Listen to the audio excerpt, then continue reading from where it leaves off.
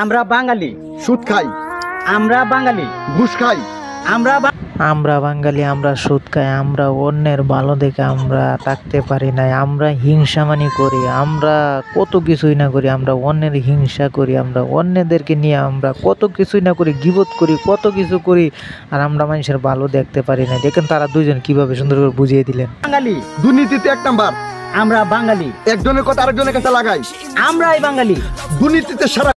হ্যাঁ সুজন ভাই, জিয়া ভাই, আমরা দুর্নীতিতে পুরা বিশ্বে পরিচিত, রাইট কথা বলেছেন। কিন্তু বাঙালিরা ভাই এটা বুঝে না, আমরা জানি এত দুর্নীতিবাজ, আমরা যেন কবে সিধা হবো আল্লাহ পাক ভালো জানে।